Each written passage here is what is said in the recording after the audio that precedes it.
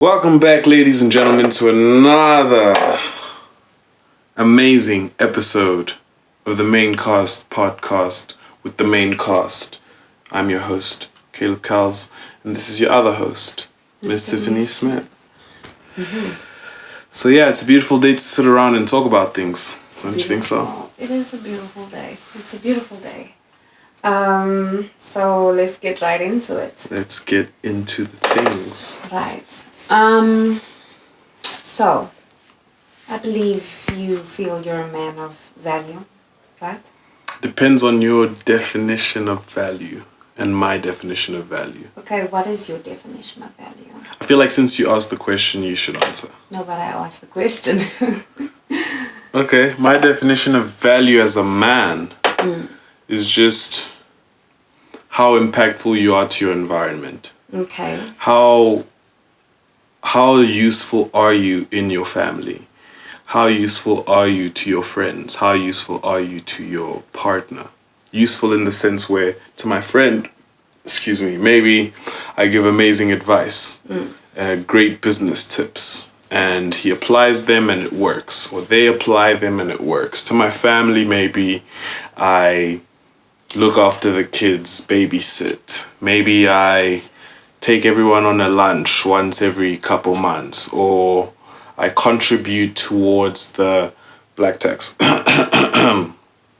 and making sure that family members are good on a financial level, on an emotional level, on a general social level, being able to impact the people around you. So to a female, for example, my idea of how I would value myself, or what I measure my value based off of, comes off of what I can offer as a partner. Okay. Which is different because now it's like it goes beyond being a man or a woman, but it's simply in this partnership, in this dynamic, what do I bring to the table? Now what that is what essentially determines my value. Whether that's on an emotional level, on a financial level, on a social level, on a spiritual level. So myself, answering your question, I do consider myself a man of high value, because when I look at my criteria on a spiritual level, financial level, social level, I personally think that I qualify. You feel you qualify. On a higher scale than the average. Okay. And what would you consider a man of low value?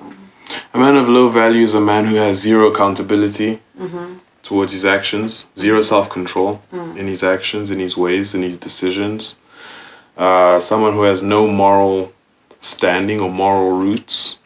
So someone who's just out there. It doesn't matter if you have $2 billion in your bank account. If you're immoral, sadistic, evil, you can't be on my list of high value. Okay. So a low value man, again, it depends on how you balance all of these elements within yourself as a person. You can't just have one and assume that you have a high value when you don't have the other three. So this question would have to be a bit more specific. Okay. Well, okay. So you mentioned something about morals.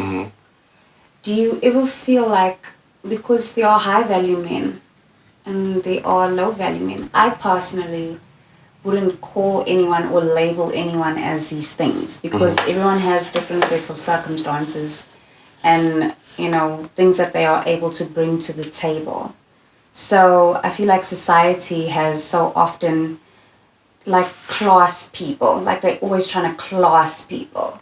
So it's like you're walking around with the superiority complex as a person. And I feel like someone with value will also see the value in others. And they won't just stand there and be like, oh, I'm a family guy, I'm a finance guy, my relationships are all in check, so I'm better than you, I'm a man of high value. See, there's a difference between being better than someone. That's a whole different conversation. That's comparison. That has nothing to do with self-awareness. No, but that's what the label implies. It's what it implies to people who perceive it that way, because a lot of people don't perceive it that way. A lot of people will associate your value closer to your self-esteem than to your societal standing. But you just mentioned a whole lot of societal points: finance, business. Those aren't societal. Also, I mentioned family, friends, your relationships. Societal. No, I didn't mention anything societal. I mentioned societal factors in relation to relationships. Okay. Everything I mentioned was tied to a relationship, whether it's a friend, a family, or a lover, or a partner. Those are all people-based. But how you estimate that value within those relationships comes in sub-brackets that we can call financially. Do you provide financially in these relationships? Do you provide emotionally in these relationships? What society thinks is completely outside of that bubble, because society has its own standards of what a high-value man is. For example, having a certain amount in your salary every month, or driving a certain type of car, or having a certain amount of women around you at the club, or that's society. I'm not referring to any of that. Okay. Okay. You answered that pretty well. What about you? Do you consider yourself a woman of value? This is about you. Let's not flip this. But I would consider myself a woman of value. I won't go into why, but for me, I think, like, it's so important that we know how that concept makes people feel. Like, it's such, and that's what I'm saying, like, society has put so much pressure on, like, value and material things, or, like, the standard of how you are. Like, you're a high-value man if you go to gym every day and you look after yourself. But there could be a high-value man sitting at home looking after his kids, and his wife goes to work every day. And that's why everyone has preference. Right. Everyone has the right to choose what's high value for them, because you're not going to date every man. You're not going to taste every flavor. Yeah. You're going to see what works for you and your standard of what that high value looks like, and you're going to settle for that based on what you feel you deserve as a person. So I don't even think it's a societal problem. I think it's a human fact. That ever since we've been humans, we've associated with people according to how we value them or valuate them. So would you say that you are the type of man that could attract most women?